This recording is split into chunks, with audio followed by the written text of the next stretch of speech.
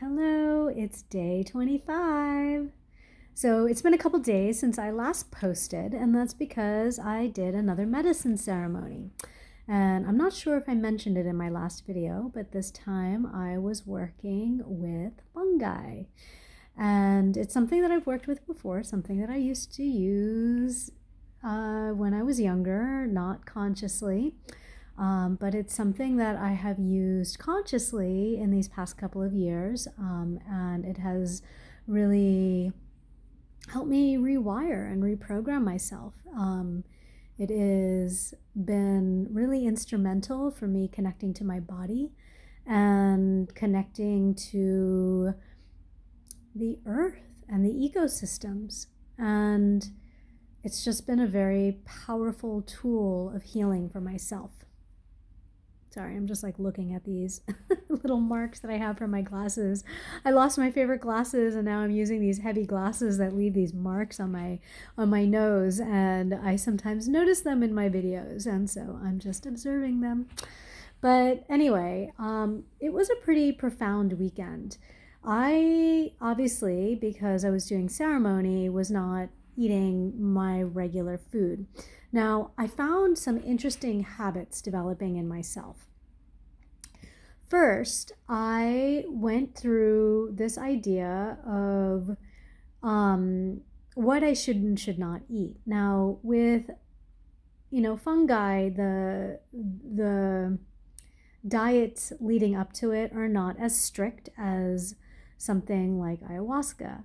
However, it's something to be conscious of, because if you have a lot of food in your stomach, then you're not going to, break down the molecules that are needed and create what you need in order to have the experience that you're looking for. And then there's also inhibitors within certain foods that can inhibit the release of the serotonin and the dopamine and things like that. So you got to be conscious. I decided that maybe I shouldn't eat that much on Friday, but we weren't going to have a ceremony on that day, so I gave myself a little bit of leeway with that, and I did eat. But because I didn't eat proper meals, I found myself snacking a bit and a little dissatisfied, and as a result, I kept eating more. And so again, I already know this. Like, I know this about myself. If I snack, I'm not as satisfied and I'm going to eat more than I need, because snacks just don't contain the nutrition that we need.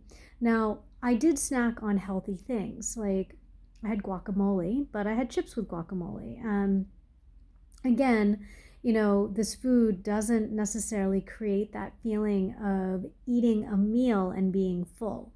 And so, I just found myself wanting more and going back for more and not really limiting myself the way I needed.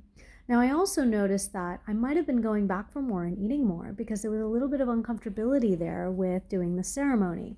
And I don't mean anything about the ceremony itself. That was fine. Just this idea of doing more shadow work. What would come up? What would happen? I've been doing a lot of shadow work recently. And, I've just been plowing through it, and this ceremony came about because I trusted my gut. I said yes. It was just a resounding yes.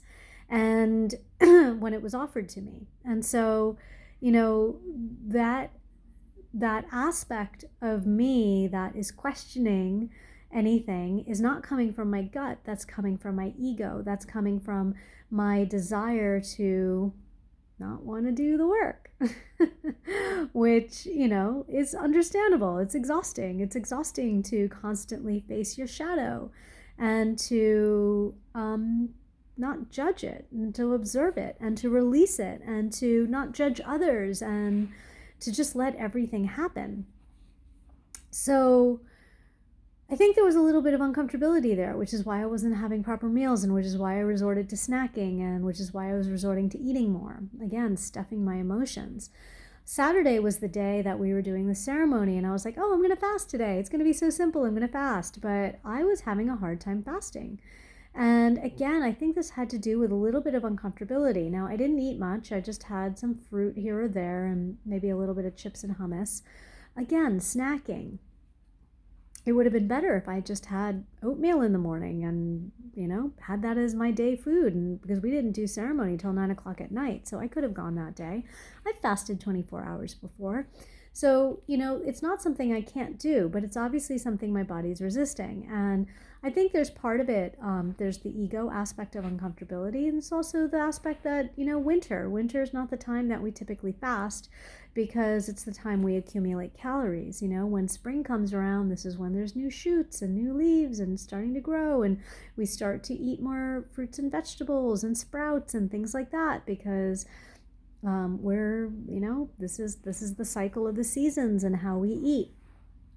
So I think the cold, you can see me right here. I'm in my wool sweater. It's cold.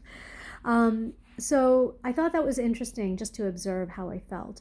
Now, I didn't eat much that day. We go into ceremony, and I think that the little bit I ate did impact me, because I do have a digestion that can be slower with food in it. But I had enough to have a pretty amazing experience, and I really did go deep in myself, and I really did just have mysteries of the universe revealed to me in ways that was teaching me that I should continue trusting my gut, that I should continue trusting the universe, that I should continue trusting myself, that everything that I'm doing, all the work that I'm doing, is for a reason, and it's paying off, and I feel very aligned. And so it was really powerful. I had a very powerful experience confirming things, and it wasn't the shadow I was worried about. It wasn't, all those aspects. There were aspects in there that I had to confront and I had to deal with. There's always shadow work to be done. It's never without. And, when we do medicine, when we do energy work, when we do any sort of healing work, as long as we are open to it and we are looking to evolve, we are going to be working with the shadow. So it was always there. But just the confirmations was a peace of mind that the only thing that came out of me through ceremony was complete and utter gratitude. Thank you, thank you, thank you, thank you, thank you. Thank you to the universe. It was so beautiful. And I just had so much gratitude for everything I was experiencing. And I just kept getting rewarded with more. And it's taught me a lot about, where my doubt comes from, and, those questions that I always have in my mind. And, it taught me a lot about just listening to myself and learning to just continually listen to myself, which is what this experiment is all about.